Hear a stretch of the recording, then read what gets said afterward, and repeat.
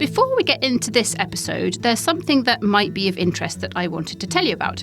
Scene and Heard, who run this podcast, have been asked by Scotland Food and Drink to undertake a strategic review of the Scotland Food and Drink Excellence Awards. Now, these Excellence Awards have been going for almost 20 years and are a huge mainstay of the food and drink sector. But it's time to ensure that they're still relevant. So if you have ever been involved in the Scotland Food and Drink Excellence Awards, or even if you've ever had an opinion about them, we would love for you, please, to complete our survey. So if you go to the OnFARM Twitter, which is at @on_farm UK, and click the link in the bio, there will be a tab in there that will take you to the survey, and it should only take you a very short while to complete, but we would be enormously grateful. Good morning, sheep fans. Cammy's the name, sheep's the game. I'm a 31-year-old sheep farmer from southwest Scotland. I'm based here in Ayrshire, running about 1,000 sheep total, and I have a YouTube channel that's all about sheep called The Sheep Game. What a way to start the show.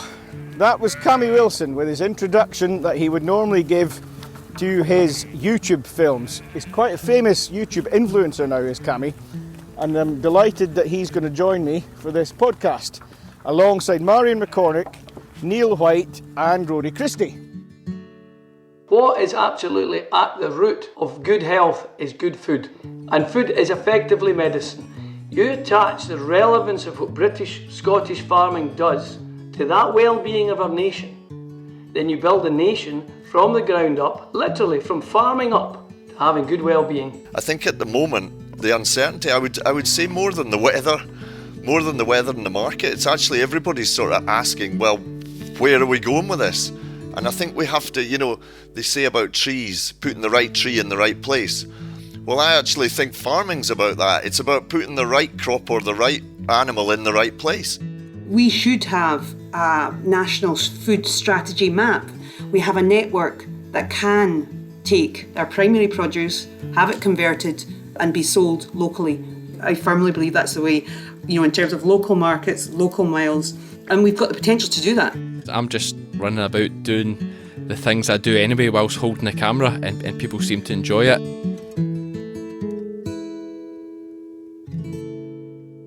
I contract shear, and at the moment I'm just in the door actually contract scanning, pregnancy scanning for sheep. Before this I was a police officer for 12 years. If I'm honest, it's thanks to the YouTube thing that I was able to resign from the police in October and just focus on being a sheep farmer, because this additional support that comes from the YouTube thing helps keep the farming side of things going, because I'll rent about 1,000 acres here in Ayrshire, and being totally honest, you couldn't make that pay. My accountant calls me a busy fool, which will not be far wrong.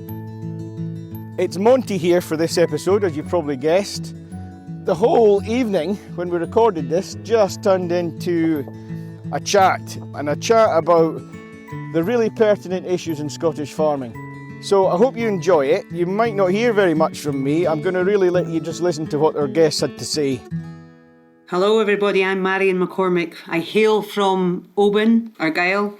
I was a buyer with Aldi for nearly 20 years. I'm now on the Scotland Food and Drink Board and do a lot of work with the RET organisation in Scotland, and I co-own a small confectionery company out of Glasgow, which I'm glad to say is furnished with British sugar beets, British dairy products, and I'm delighted to be here with you all. I'm Neil White. I'm farm at Greennow Farm. My great-grandfather came into Greennow Farm in 1913.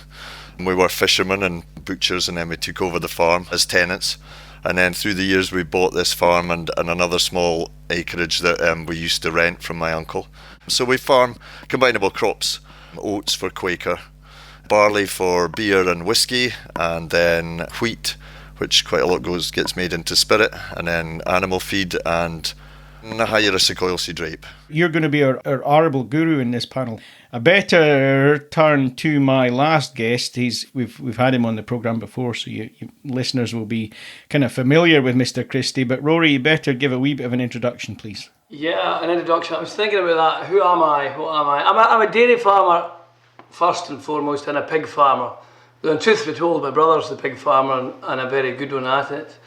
I farm 1,050 spring calving cows in southwest Scotland, and I'm third generation. We've been through the cycle of a rough ride, and we've reinvested in our business, and hopefully it's future fit. I'm also, because I'm a super cooperator, I guess, and I'm now vice chair of SAOS.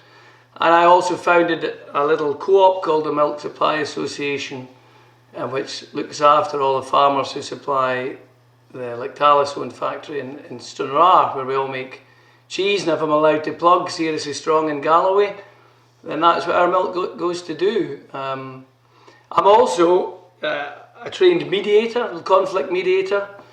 I suppose you might wonder what on earth is he doing that for. And it's because there is so much conflict in agriculture, and I actually initially did it to improve my negotiating skills, and I found that in reality what I needed to do was improve my listening skills. So that's me. Great stuff. So we've heard a wee bit there from everyone, and I'm delighted we've got them all on board.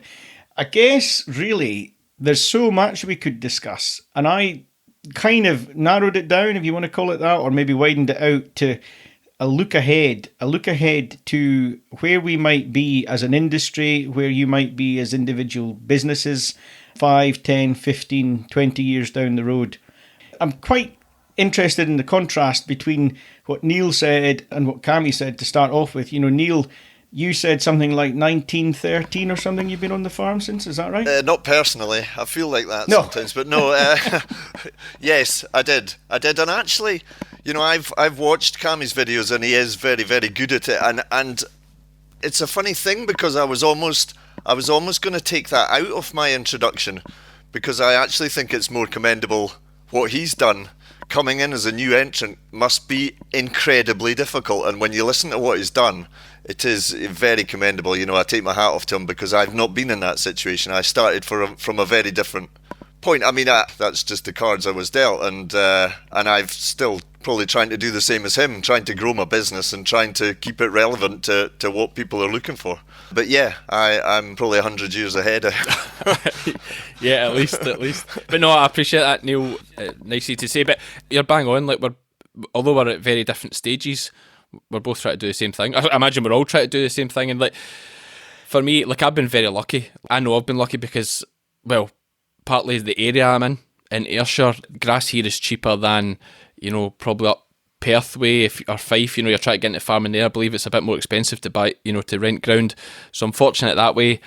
I'm fortunate that through sheep shearing and the networking that provides, I've been made aware or came across opportunities that have set me up really well. For me, it's like I'm right into like perspective of all these things. Like, I could look at somebody like yourself, right, as farming, and I'm at, he's so lucky, you know, he's got a farm and he's got all this stuff and stuff. But then there'll be somebody 5 years younger than me looking at me going, oh, he's got all these sheep and he's got, like, and I wish I was like that. So it's all about perspective, you know. There's always somebody looking like, I wish I had 1,000 acres or whatever to farm, but it's all about your own situation, and you've just got to keep pushing forward, and that's the fun of it for me. Like, go back to what you said earlier, though, and you've mentioned the figure a couple of times, 1,000 acres, and you know, we're not on this programme to be the typical moaning farmers, but you did say 1,000 acres, and even at that, it wouldn't make a living without your YouTubing. Do you want to just give that a little bit of sort of further kick around explanation? So my type of farming isn't really a fair representation. Like, I'm a real believer, like, my system, I'm not saying it's unusual because there's a lot of people, but to have 1,000 acres all in seasonal lets, like none of it's fixed for more than 12 months ahead, means you're paying a bit more. So I think it's fairly understandable that you're not going to make, you know, money out of that, really. That said, if lamb prices stay the way they are, I do believe I'll do quite well next year. Because I've nearly doubled the breeding sheep, so I think I'll be okay next year, and it will make a turn. But my thinking behind it is, it's not about making money, or this side of my farming business isn't about making money just now. It's about building a stock of ewes, so that if I get an opportunity, like a good friend just got a 20-year lease on Isle of Bute, a 1,400-acre farm through the Mount Stewart Trust, which is a fantastic opportunity. Emma Gray got another farm just along the road from him, a similar opportunity, 700 acres. So if the chance comes for this and I'm doing an application, it's like, right, here's my 850 breeding sheep bought and paid. They're there ready to move on. to an opportunity when it comes. So if I can keep that all ticking over and my shearing and my scanning keeps the lights on and keeps everything else ticking over, then I'm quite happy. I'm falling into this kind of position of, I want to say, like a typical farmer, but like, I love what I do. Like, when I left the police last year, I'm 31-year-old, but I said to my gaffer when I left, like, I genuinely feel like I'll never work another day in my life. If I can make enough money to pay my pickup, feed the ewes and keep the house going, I sound like such an old-fashioned farmer saying that, but my mindset's totally changed over the years, because when I first started in the police, we didn't have sheep. My dad was a shepherd, and he sort of pushed me this way of, there's no money in being a shepherd, which he's quite right. It's a lifestyle thing, go and do something else. So I became a police officer because SNP were like, we're desperate, we need 1,000 new cops, we'll let MD in. So 18-year-old, I went straight out of school and joined the police. It was a different mindset. It was, you have to get the nice car on a finance deal, you have to buy the nice house and pay a dear mortgage, and then you need Fred Perry gear or whatever the fancy gear is these days. Like, it's weird. Where it's like, and I genuinely, I mean this, I'm wearing a pair of tracksuit bottoms just now because I'm scanning every day with my joggies. I've been wearing them since the 3rd of January, every day. Like, and if that isn't just the way to live your life, like, what a great lifestyle that is. I think it's great to hear someone living life and being so enthusiastic about agriculture, but I think Rory might have a challenge about that, because Rory... I don't have a challenge. I think what I would say is, I think the key thing, I heard you say it really early on, is that it's fun. And you're asking us tonight, Monty, what is the future? Well, unless the future's fun, nobody's going to want to do it. We talk about the well-being of the nation, and we talk about everybody having a right to a really good well-being. And if you're having fun, then there's a fair chance your well-being's pretty good. And we need to make well-being for farming, it needs to be fun. And why is it fun? Because actually, Cammy, you're making a pound. You're making a pound and you're growing your business, and your business model is different, okay? And the different bit of your business model is your creativity with your YouTube. And that needs to grow, and you need to be proud of that and not ashamed of that. It's absolutely part of your model. And we need to create that innovation throughout many areas of what we're doing in agriculture. And if we can have that glass half full attitude that you have, then we will succeed. We also need our government to put in an environment, or help put an environment in place that allows us to take opportunities, use our glass half full attitude to innovate and take opportunity. So there's a whole bunch of things that need to happen to make us have fun, or to allow us to have fun. I think it's quite good when you get people like Cammy, and my son follows Ollie blogs, and he has a huge following, and when you get people who are genuinely living it and doing it, there's a different sort of feel to those sort of videos.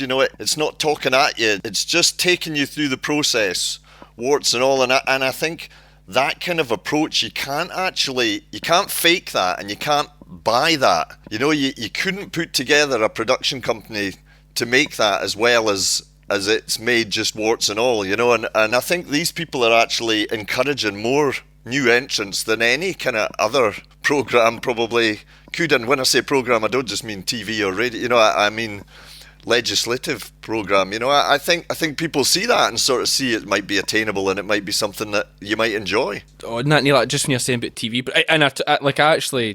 I totally think, that there's so many young people coming through, and social media is such a good way to get to young farmers. I think we almost, and you guys will know better than me, but I think we almost had this wee generation gap where people probably just slightly older than myself, where it was like, go off farm, be a lawyer, be a doctor, get a profession as such, a qualification.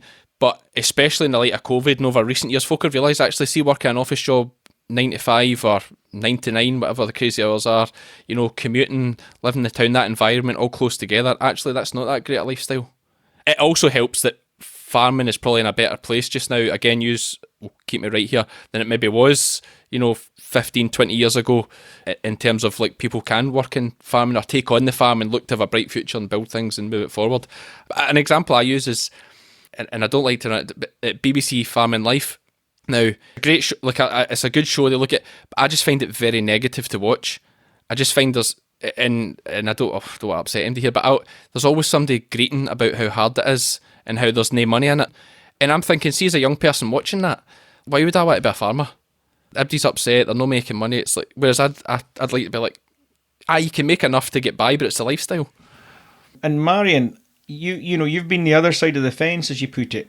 As a buyer, as a supermarket buyer, even as a consumer, you know, should they get away with sort of paying less, as it were, just because actually, do you know what? We can get away with it because these guys that are producing this stuff, well, they're enjoying it, they're having fun, so they're going to take less for their produce. Absolutely not. I'm just listening along to Cammy and thinking about, you know, all the things I do marketing wise or have done in the past. He's absolutely, you know, he's talking to a new audience that, you know, just in general, the farming stakeholders, quangos, government policy are not really talking to too much. And I think they're carving out their own way of creating a lifestyle. And thinking of consumers, you have to think of housewives and whatever demographic you might want to think about. There is a cohort of millennials that come through that have got a whole different value base from any of us in this call, except for Cammy potentially. Sorry, I know I look younger than I am. You know, and they think differently, and their value base is more about, you know, the well-being of the animals, or, you know, where it comes from, or, you know, that those people are looking after where, you know, or they're building communities, or, you know, these things are hugely valuable. And I think that that's got a place when it comes to finally positioning your product and getting it where it wants to go. I do think, though, my words of wisdom are, you've got to think where your product's going. And I was reading about Neil, just about how you pitch your products, and I think you've thought quite carefully about where your market is, and I do think that's something you have to be alive to. But in general, broadly, I think it's brilliant. It's free advertising, it's free PR, it's going to be the lifeblood of the industry, and diversification is a word in farming. You know, that loads of people are doing different things, and, you know, it's like having a separate service industry that's just, you don't actually have to have infrastructure, you don't have to, you know, you have to have a camera and just be yourself and sell it, and it's brilliant. Neil, you know, because these guys are having fun at it, they're enjoying that lifestyle, they're not looking for the Fred Perry and what have you, as Cammy said, then, you know, we can take the piss a little bit on price. That's, you know, that's maybe how it feels, no? Well, it maybe feels like that, but I don't think that comes about because we're actually enjoying ourselves. I've been in, you know, environments with lots of people who run businesses and like everybody else here. And, you know, fighting a farming corner, I just used to say, well, I run a micro business. I run a small business. You know, that's what I run. It's a family-run business, like lots of businesses you'll maybe see in your local town, you know, the shops and various different things. So I run one of those. I have the same problems, you know, cash flow, markets, all these sort of things that they have too. So I think farming's in a strange situation too, where we have this balance of subsidy being used sort of almost against us. Well, you're getting a subsidy so we can pay you, and we give away a lot of data.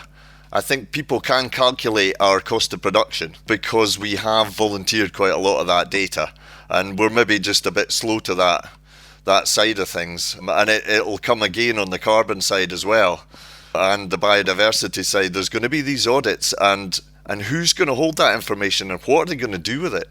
You know, I'm very wary of that coming in. I can see why it has to happen, and I actually think Scottish farming is in an amazing position if we can get the right way of calculating that. I would like to see a world standard for that, and I tell you, I think if they had that, Scotland would be right up there, and we could actually use it to market our produce rather than to beat us, you know, with it. You know, I feel we seem to be a bit scared of that, and I as an arable farmer, I'm a bit scared of it because I'm a bit worried how they calculate it. And all the different things I've heard from various different farmers with all these different numbers, none of them are very favourable until you speak to, well, there's a couple of people who I've spoken to who are trading carbon, and they've got a different company, and they're coming out carbon positive. And my situation at the moment, I would probably be carbon positive, but most of the ones in Scotland who would calculate it would put me the other way. So, you know, I think there's going to be a great opportunity there, but I hope it doesn't dilute down like the other opportunities. You know, as I said, and everybody here is probably producing a product that the customer actually really wants. You know, and I'm beer and whiskey and spirit and oats, and, you know, but I don't get a massive, My dad probably got as much for the malt and barley 20 years ago almost. It's always just enough. You did some figures. Did you have some figures, is that right, about the Treasury and, how much the return on a hectare of barley brings into the Treasury? Yeah, well, I had Mary Goujon down on farm, and she was kind enough to come down, and it was just myself and my son who spoke to her. And just as she looked around the farm very briefly, but as she was leaving, I had a kilo of wheat in a bag. And I said, well, you hold that. And I said, if that's going to go away, and if it goes to grants, it gets turned into spirit. And I said, you potentially can get £4.20 in duty for that kilo of wheat. I said, I get 20 pence. And I said, do you know how much that costs in subsidy to produce? And it was less than a penny. So I was saying, there's a good income there for the government. There's a good income. I'm squeezing a small margin out of my bit. But we put a lot back for that subsidy. If we're talking about public good, even in that small way, I know it's predominantly environmental that will really be pushed on. But we are putting quite a lot back in there. It was something tremendous. I think it was about 8 nurses' wages per hectare. It was a colossal figure, which is something that we could mention a bit more. It does seem that we haven't done a very good job in marketing, and we don't as a nation, really. I've watched the Kiwis and I watched the Irish already come out and say we're going to be net zero by X. The Kiwis just changed the metrics to make sure they would be, and they changed the time scale as well, and their government backed them, because the government values the exports and values the sales. At the same time, we haven't got somebody, putting these statements like you've just made, these numbers, into language that people can understand. And it's marketing. And we need to do more and more of that, and maybe Cammy and his cohort of younger people who are good at communicating that worth, that benefit, that value that Scotland is bringing and Scotland's farmers are bringing. We need to look at a new way of delivering that value. I totally agree with you on all the stuff about data. When I did the work on, I was part of one of the farmer-led groups for climate change, and there's 14 different tools to carbon footprint. I called for, and I'm calling for, one national system to carbon audit, and I would say for a national data steward as well. I think we actually have one, and people don't realise how many people in the beef and sheep and the red meat industry don't realise that Scotty ID is farmer owned. They think it's a government quango. Scotty ID is owned by the members of SAOS, which are all cooperative farming members, and it's a massive data holder and data steward. It can keep our data safe and analyse it and mine it. And we need to do the same with our natural capital, and we need to bring all of these things together to make it the metrics that we can use to promote, not defend, promote what the good stuff our industry does. That's the kind of thing we need to use to make farming in 20 years' time successful. Cammy, how ready do you think your audience is for a little bit more of the sort of policy and, almost maybe come across as a bit of a moaning farmer type thing, but how ready do you think that kind of wider audience that you're now attracting is, especially as you say in the States and what have you? How ready are they to hear about, Scotland and the success of our agricultural industry as a carbon sink, etc.? Yeah, I'm just the whole the moaning farmer thing. I just try to see. I like what Rory touched on. It's like not about defending what you do; it's about promoting. If you're going to promote something, you need positivity. Moving forward in the future, if using the platform to spread this stuff, I think it has to be a bit rather than like I see a lot of people on social media. They'll have a go at vegans and stuff like that, and I'm just like, it's just negativity with negativity. It's like I just don't feel it does anybody any good. Like those kind of arguments, we should be more like, here's our Scotch lamb running on grass on the hills here in Ayrshire, or mostly nice lush pastures here in Ayrshire. But on the pastures here in Ayrshire, it's a great product. Grass reared Scotch lamb and beef, of course, as well. But I'm just speaking from the point of view of lamb. It's a great product, and we just need to keep that positive message going. One aspect I look at things, and I don't know a lot about. I don't really get. I get a small bit of subsidy from a bit of rent from the forestry, so I don't really know much about subsidies and things like people running farming business would know. Does that hinder you, or does that? I would say perhaps that actually helps you. It's probably helped you establish a business on its own merit. Yeah, there's that. Yeah, and that, like, I'm not worried about, and I don't want to offend. I always watch what I say because I don't want it to sound like, oh, that's all right for him to say, is the kind of saying. But like, I'm not worried about what happens to the subsidies as such, because it doesn't really affect me, so I don't comment on it. But I know there'll be farmers out there that if it changes the wrong way, they'll be crushed. And we talk about mental well-being and stuff in farming. Finance is like the biggest pressure on any of us. You know, you get relationships and other things that cause stress and pressure, but finance is the massive one in society in general. Even just, you just need to look at like the heating bills, the gas price. That's wild. The pressure that will put on people and the poorest people. But going on a wee tangent there. But so I don't really like commenting on things like to do with subsidies, because it doesn't affect me and it's just not my place to speak on it. But I do believe that if we're going to be promoting farming and stuff, it's just focus on the positives. I really like that phrase. It's not about defending what we do, it's about promoting what we do. That was a great phrase, actually. I'm going to use that one and pretend it's mine. See, it was the Dairy Ninja that gave you. So it's all fine, and let's be positive, okay? I'm not a moaning farmer, I never have been. I've taken the challenge on and absolutely listened to the signals, and I took it on the chin and I took it personally. Farmers aren't any good at business, and so I became good at business, and I've invested and I've turned the thing around. But I can still tell you, it's really hard. It's really hard to make money, and we shouldn't deny that. And that's not moaning. It's just really hard to make money. And I take subsidy. I get about 130,000 quid a year, and I need every single penny of it because I've invested, and I've got 20-year debt because I've invested to meet compliance, to increase my production, to be technically brilliant, because that's what you need to be. You need to be technically efficient, technically excellent. And I've done all those things, and the compliance is getting tougher and tougher and tougher. And the value I'm still getting, relatively speaking, the same milk price and the pig price. And with the greatest respect, Cammy, having done it, my grandfather was extremely successful, built up from nothing, and then I had to rebuild the castle. So it's much harder to knock a castle down and then rebuild it. Get rid of all the historic nonsense. You can't, everything to you is fresh. And I'm not knocking at all. What you're doing is amazing. But for an awful lot of people that are farming at the moment, no, and that's why I'm saying it needs to be fun. For an awful lot of them, it's not, and it's very hard, and they're very worried about the future because there's no vision as to what it's going to be like.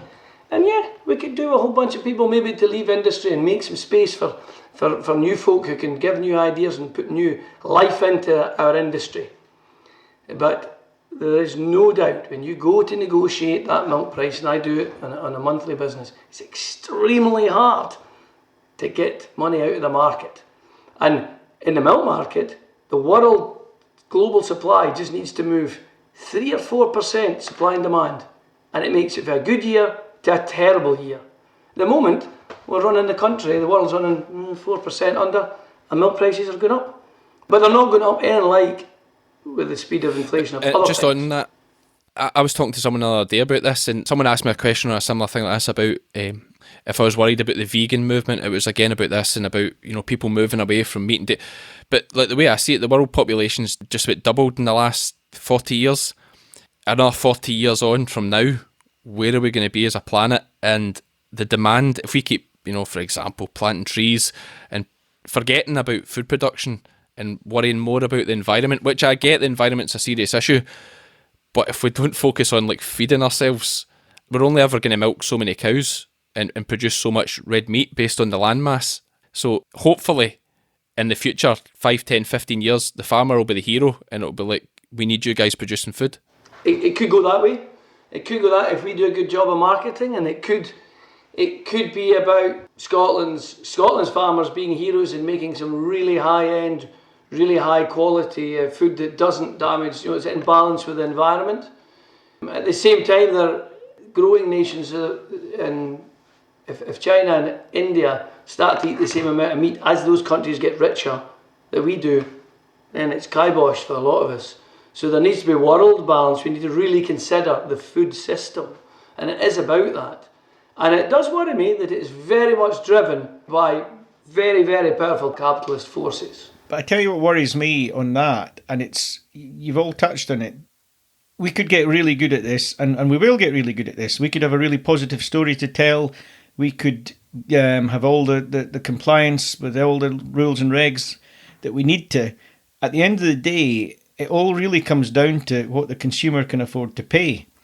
We're hearing now about people being plunged into fuel poverty and just the cost of living squeeze out there.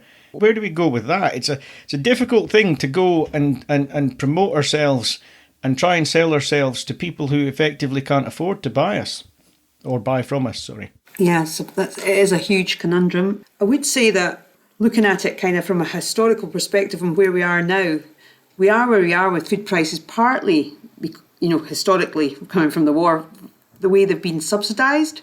We should have long before now made a disconnect there, in that people don't, I think they say it's 10% of your disposable income is food, and if it's any more than that, there's going to be, rioting in the streets, because people see it as qualified food in that percentage and they don't want to pay anymore.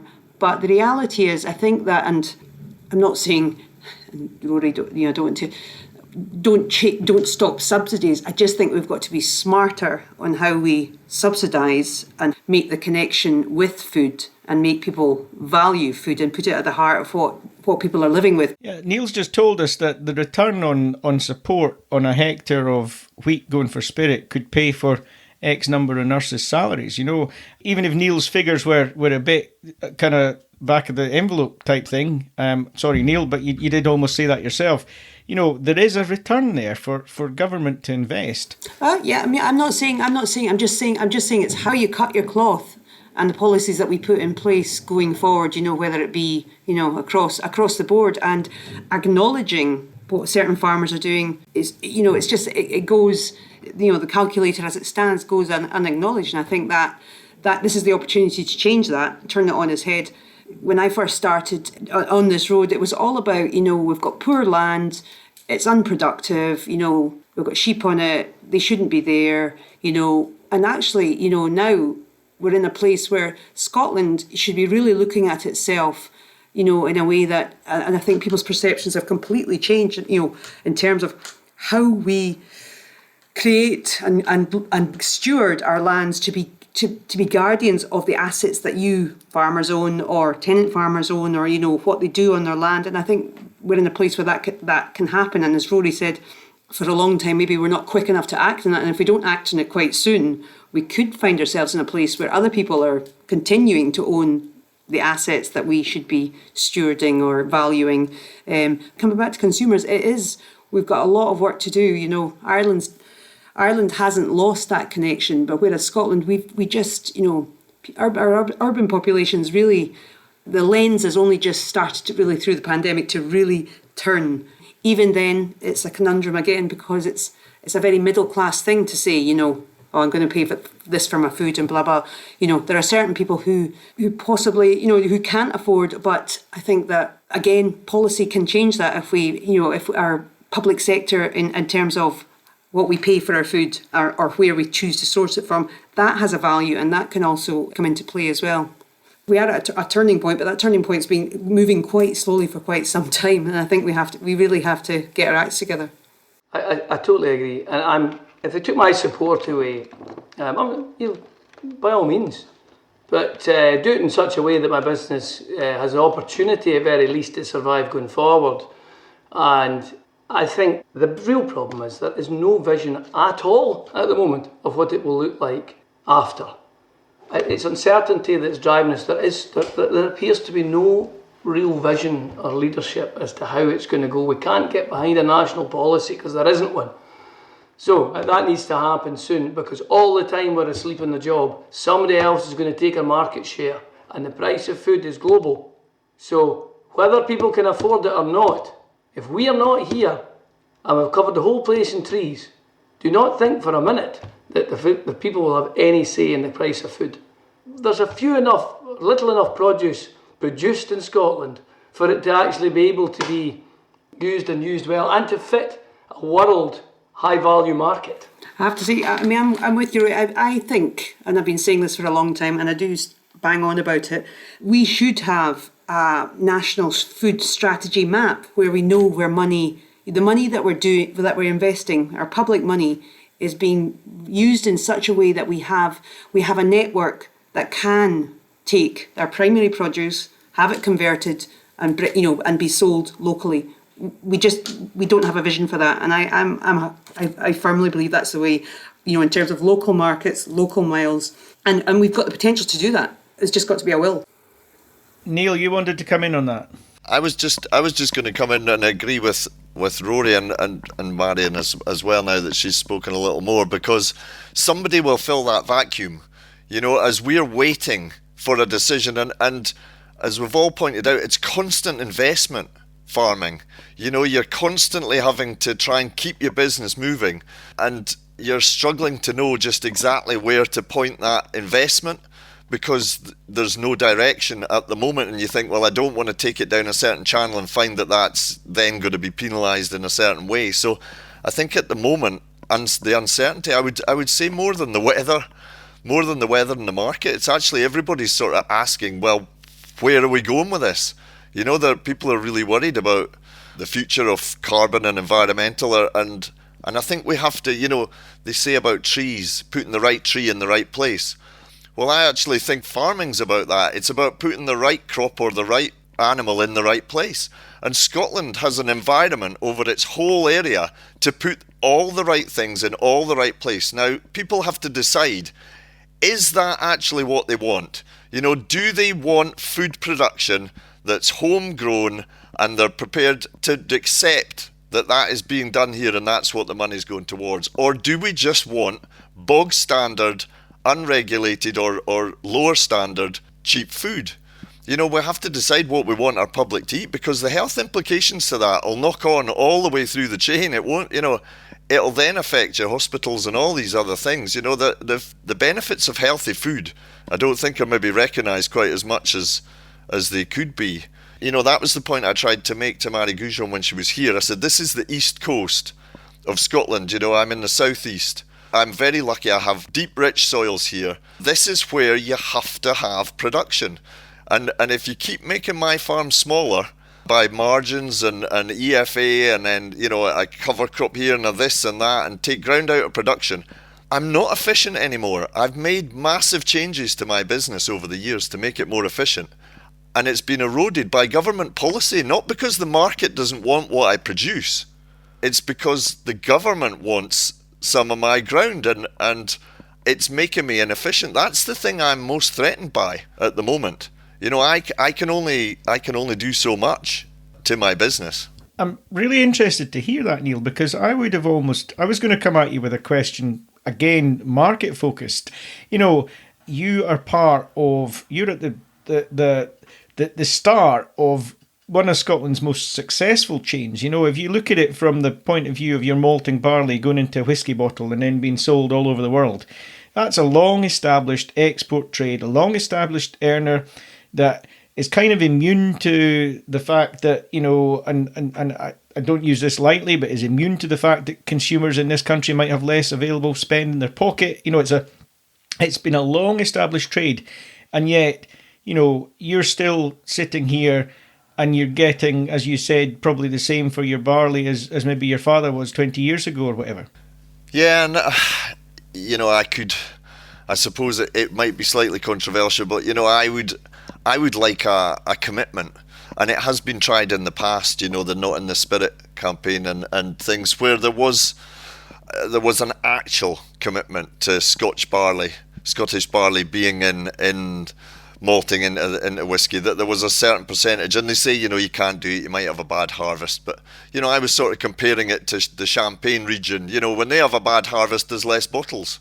They don't then say, oh, well, we'll buy a whole load of grapes in from somewhere else and just call it Champagne. I think we maybe don't stick up for ourselves maybe quite enough and say, well, look, that would make such a massive difference to our industry to have that backing behind it. It would put that kind of baseline in. And the same with homegrown protein.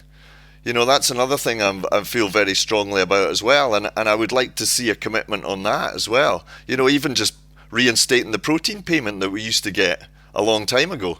You know, that kind of thing could encourage guys like myself. I've always grown protein, but there's lots of people around here, you know, who have dabbled and then gone back out, and you know, that nudge would make a massive difference. And so I think the whiskey thing, yes, we I suppose the saying is price takers. You know, we are price takers, and we find it very difficult to get our value through that product, you know, because they say, well, we can bring it in or we can do other things, but you know, it's the risk reward actually that I find difficult with the malt and barley, and I still grow it, so I'm part of the problem probably, but yeah, I just, you know, some years your neighbour growing just bog standard feed, getting a higher tonnage, and you know, you're taking all the risk, and you're maybe, you know, risking rejections and having to make sure it's certain quality and things, and you're some years not getting any more for that, you know, and I think it's something that we champion quite a way through the chain, like that should have a better reward. Rory, you'll come in on that, I'm sure. We've chatted about malting barley before, and I know you're all about getting a better slice of the pie from further up the chain, and also I think you probably want to come in on the protein thing there as well, because that's probably a big part of your business. Yeah, I can make comment on all those things. What I think though is about we need to be relevant, and we need to make ourselves relevant to the people and to government. Now, Nicola Sturgeon champions the well-being economy. One of the key things that drives people's well-being is their health. One of the big drags on the economy at the moment is people's health. And as our nation gets fatter and older, it's going to become even more difficult to sustain our economy. And if our health is getting worse, our well-being gets worse. What is absolutely at the root of good health is good food. And food is effectively medicine. Now, there are plenty of studies done, and I can't remember the numbers, but if you could change and improve the diet, the cost of diabetes to the NHS comes down. The cost of obesity-related disease comes down. You attach the relevance of what British, Scottish farming does to that cost and to that well-being of our nation, then you build a nation from the ground up, literally from farming up to having good well-being. Because it's our food system that, I argue, it is our food system that's driving our economy. So we need to make ourselves relevant. And if they think we're relevant, then you'll get a payment for your malt and barley or your protein. Because if that protein can be shown that it's relevant to society, to have little white things that can convert hillside poor forage into high quality protein without the need for soya, then you start to become relevant. So high quality protein on the hills of Scotland, and high quality fat and protein from the fields of southwest Scotland in the way of milk. And if the chocolate that Marion makes, or the confectionery that Marion makes, is made with Scottish sugar beet and fat and milk from southwest Scotland, and all of that's relevant, then you can start to add value. But all the time we're making arguments, and if you said it, Cammy, we're moaning. Well, you've got to deliver relevance and positivity together. And I genuinely think the food system is at the key. And there's been no discussion, in fact there's very little discussion about how we will deliver this well-being economy. You start with your land and your food system. And you can't have, it can't be wise to cover your good land and not grow good Scottish food in it while we leave a hillside unattended. As a wee kind of aside on that, I've just been doing some work looking at a business, an agricultural business in East Lothian that was started in the year 1782. And that business was started at the time where there was massive improvements going on in Scottish agriculture. You know, it was the time of agricultural enlightenment. And one of the things I stumbled upon was just, you know, that was 1782, but just prior to that was when potatoes first were grown in the fields of East Lothian. That was the first, you know, field scale potato crops. And the line that came out of it, now I can't quote it word for word, but it was something like, and there was great delight for the peasants. Now, obviously we don't talk about the peasants in that sense now, but the point being it was relevant. You know, suddenly at that point, what was actually happening on the farms became, as Rory would say, relevant to the population. And the population stopped having to, you know, grow on the old run rig system and try and feed themselves, they were able to then go and take other professions, to do other things. Now, that was a huge relevance, because at that time Scottish farmers became the heroes. That's 240 years ago, I suppose. So it's a bit of a climactic to go back to that. But maybe with YouTube it can come again, Cammy, and we can start to be relevant and heroes again. Well, when I was saying about like farmers being heroes again, part of me is like, yeah, that'd be good, but part of as well, it'd be quite sad that it would almost be through desperation that the world realises actually we're running short of food here. So, I hope you enjoyed listening to our distinguished guests as much as I did. But there's more to come. Join us next time when we'll come back with part 2 of our guest evening. So that's it from me, and bye for now.